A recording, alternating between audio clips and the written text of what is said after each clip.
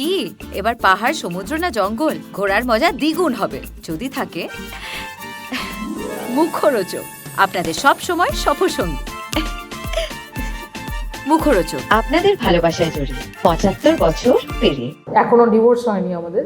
Divorce হলে অনেকটা preparation থাকে যে হ্যাঁ বাবা তো নিজের আলাদা জীবন করবেই। এই বিয়েটার তো প্রথমত কোনো বৈধতা নেই।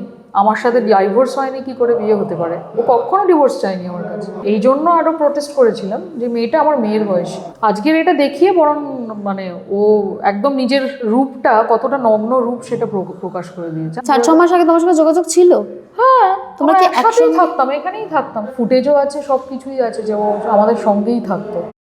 অনিন্দাদি, যে কথাটা বলার যে আজকে সোশ্যাল মিডিয়া থেকেই বোধহয় তুমি ছবিগুলো দেখেছো, প্রথম যখন তুমি জানলে সেই সময়টা একটু বলো যে কিভাবে তুমি জানলে বা কখন দেখলে? আমি আজকে না আলোরা, আমার বুটিক আছে একটা 19 লেক রোডে আলোরা, ওখানে বসে আমার বন্ধু বান্ধব, আমার যারা বড় দিদি আছেন ওনারা আমার গান শুনতে খুব ভালোবাসে। আমি একটা গানের রেকর্ড করছিলাম বসে বসে, হঠাৎ দেখলাম আমার কাছে আমার এক বন্ধু ও একটা স্ক্রিনশট পাঠিয়েছে। দেখেই তো আঁতকে উঠেছি। তারপর ওটা ঢোকার পরে মানে ইনবক্স ভরে গেছে ওই ছবিতে, স্ক্রিনশটে সবাই লিখছে অনিন্দিয়া দিয়ে আমরা তোমায় ভালোবাসি, তোমার পাশে আছি, তোমার পাশে আছি, হ্যান ত্যান এরকম লেখা ভর্তি। দেখার পরেই আমার ফার্স্ট আমার নিজের মেয়ের মুখটা মনে হয়েছে, ওর সাথে কথা বলেছি। ও তো দেখার পরে আর কথা বলতে পারছে না ন্যাচারালি। নিজের বাবাকে যদি এরকম রূপে দেখে, এখনও ডিভোর্স হয়নি আমাদের। ডিভোর্স হলে অনেকটা প্রিপারেশন থাকে যে হ্যাঁ বাবা তো নিজের আলাদা জীবন করবেই। তুমি যেটা বললে যে নিয়াশা মানে তোমাদের মেয়ে, সে যখন জানলো যে বাবার সঙ্গে বিয়ে করেছে এবং নিয়াশার সঙ্গে তো বেশ কিছুদিন যোগাযোগও ছিল। নিয়াশার সাথে কথা হয়, ফোন করে, মাঝে মধ্যেই ফোন করে। তো মেয়ে এখন কি বলছে? বা ও অনেকটা বড় হয়ে গেছে যদিও। ও ভাষাহীন, ও চোখে আমার দিকে তাকিয়ে আছে, আর চোখগুলো দেখলাম আমি আমার বুটিক থেকে ফিরে দেখলাম ওর চোখগুলো ফুলে লাল হয়ে আছে, কথা বলতে পারছে না, গলা আটকে যাচ্ছে। কবে তোমার সঙ্গে শেষ দেখা হয়েছিল বা যোগাযোগ হয়েছিল? আমার সাথে 4-5 মাস আগে দেখা হয়েছে। তখনও কি তুমি জানতে যে একটা সম্পর্কে আছেন? হ্যাঁ, আভাস তো পেতাম, জানতাম।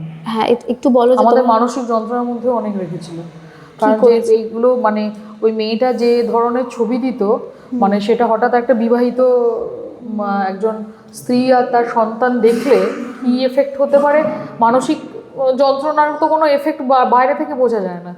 সেগুলো মানে যারা ফেস করে তারাই জানে আর কি।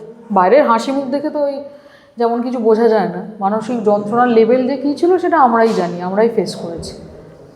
আজকের এটা দেখিয়ে বরং মানে ও একদম নিজের রূপটা, কতটা নগ্ন রূপ সেটা প্রকাশ করে দিয়েছে। আর আমার প্রথমে একটু শুনে খুব মানে অবাক লাগছিল, তারপরে খুব হাসিও পেয়েছে যে এই বিয়েটার তো প্রথমত কোনো বৈধতা নেই।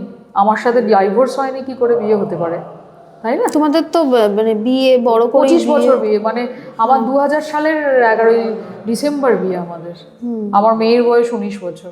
ডিভোর্সের জন্য কি অ্যাপ্লাই করা? না, একদম অ্যাপ্লাই করো না। ও কখনো ডিভোর্স চায়নি আমার কাছে। সেক্ষেত্রে তো দ্বিতীয়বার বিয়ে করে নিয়েছে। এবং তুমি কি দ্বিতীয়বার বিয়েটা ওই সিঁদুর পরানো বিয়ে টাইপের, ওই ফিল্মি টাইপের বিয়েটা। তোমাদের তো রেজিস্ট্রি ম্যারেজ। একদম রেজিস্ট্রি ছাড়া তো কোনো ভ্যালিড নয়। আর হিন্দু মতেও যতক্ষণ না একজনের সাথে ডিভোর্স হচ্ছে এই বিয়ের কোনো ভ্যালু নেই। তো সেক্ষেত্রে এই যে আলাদা থাকো, মানে বেশ কিছুদিন ধরে আলাদা, সেখানে সমস্যাটা কি নিয়েছিল প্রথমত তোমাদের? এই এক্সট্রা ম্যারিটাল অ্যাফেয়ার নিয়ে। তখনও কি এই মেয়েটিই ছিলেন? হ্যাঁ, এই মেয়েটার সাথেই মানে এটা নিয়ে আমি মানে এই জন্য আরও প্রটেস্ট করেছিলাম যে মেয়েটা আমার মেয়ের বয়সী, আমার মেয়ের থেকে 2 বছরের বড় আর কি। সেটা সবচেয়ে লজ্জার। তারপর কি তার তরফ থেকে কি রিয়াকশন ছিল যখন তুমি এই বিষয়টা পুরো জেনে গেলে এবং জানাজানি হয়ে বলছে না মিথ্যে, প্রথম তো মিথ্যেই বলছিল। তারপরে ছবি টবি সব নানা রকম দেখে আমি যখন ধরতাম যে এগুলো তো আর মিথ্যে হতে পারে না, বলতো যে তখন ব্ল্যাকমেলিং করছি। আচ্ছা, তোমার সাথে কতদিন যোগাযোগ নেই? 4-6 মাস। 4-6 মাস আগে তোমার সঙ্গে যোগাযোগ ছিল? হ্যাঁ, তোমরা কি একসাথেই থাকতাম, এখানেই থাকতাম। আমি তো ওটা বারবার বললাম এর আগেও যে আরমানা কমপ্লেক্স এমনই সিসিটিভি ফুটেজ আর সমস্ত এন্ট্রি হয়, তোমরা তো দেখলেই 2বার এন্ট্রি হয়, মানে ওখানেই তো তোমার ফুটেজও আছে, সব কিছুই আছে যে ও আমাদের সঙ্গেই থাকতো। এর পরবর্তী স্টেপ তোমার তরফ থেকে কি হবে? আমি ওই বললাম, মানে একটু আগে এতবার বলেছি যে যারা বড় আছেন, আমি এটা ইমোশনাল দিক তো, আর ইমোশন দিয়ে তো আর ইমোশনের জায়গাটাই যেহেতু আর নেই, তো এবার যেহেতু যেটা আমার আর আমার মেয়ের জন্য ভালো হবে সেটা করবো।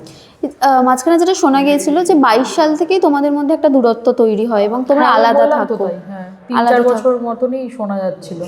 আলাদা থাকো, না আমাদের সাথে থাকতো আবার এসে, তারপরে পরে আবার পরেও কবে- আবার আমাদের সাথে টানা ছিল। মানে সেটা তাও কতটা সময়, 6-7 মাসের বেশি? বেশি ছিল।